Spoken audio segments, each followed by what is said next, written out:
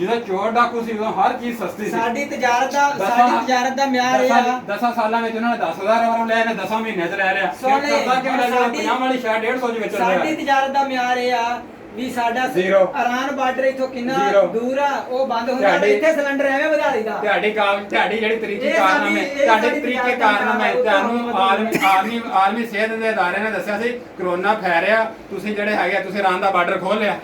ਅੱਛਾ ਤੁਸੀਂ ਕਰੋਨਾ ਨੇ ਕਿਹਾ ਸਾਨੂੰ ਤਾਂ 5 ਲੱਖ ਰੁਪਇਆ ਬੰਦੇ ਮਰਨ ਦਾ ਮਿਲਣਾ ਹੈਗਾ।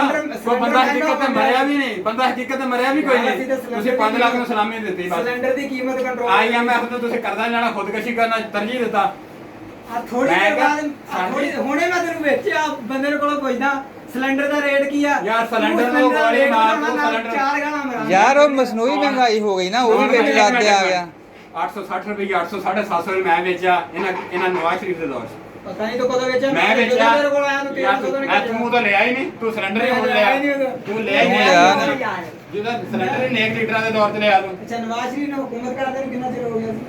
ਕਿੰਨੇ ਸਾਲ ਹੋ ਗਏ ਸੀ? ਕਿੰਨੇ ਸਾਲ ਹੋ ਗਏ? 50 ਸਾਲ ਕੀਤੇ ਸੀਗੇ। ਕਿੰਨੇ ਸਾਲ? 50 ਸਾਲ ਹੋ ਗਏ ਕੀਤੀ ਉਹਨੇ ਭਾਈ ਜਾਂ 30 ਸਾਲ ਹੁਕੂਮਤ ਕੀਤੀ ਹੈ ਨਾ ਲਗਾਤਾਰ ਕਹਿੰਦੇ ਤੇ 30 ਸਾਲ ਹੋਈ ਸੀ। 30 ਸਾਲ। ਦੱਸੋ ਨਹੀਂ ਲਗਾਤਾਰ ਤੇ ਨਹੀਂ। ਕਿਹਦੇ ਸੀ? ਉਹ ਤਾਂ ਤੁਹਾਨੂੰ ਇਹ ਨਹੀਂ ਪਤਾ ਹੁਕੂਮਤ ਕਿਹਦੀ ਰਹੀ ਇੱਥੇ ਕਿਹਦੀ ਕਿਹਦੀ ਰਹੀ। ਹੁਕੂਮਤ ਸੀ? ਮੀਆਂ ਨਵਾਜ਼ ਯਾਰ ਇੱਥੇ ਨੂੰ ਤੁਸੀਂ ਕਹਿੰਦਾ ਉੱਥੋਂ ਤਾਂ ਤੁਸੀਂ ਸਿੰਧ ਨੂੰ ਕੀ ਦੇ ਜਾਂਦਾ ਉੱਥੇ ਬੈਠੇ। ਸਿੰਧ ਦਾ ਅੱਛਾ ਯਾਰ ਬਸ ਕਰੋ ਯਾਰ। ਤੂੰ ਇੱਥੇ ਬੈਠਾ ਉੱਥੇ ਦਾ ਬ੍ਰੇਕ ਬਾਈ ਬ੍ਰੇਕ।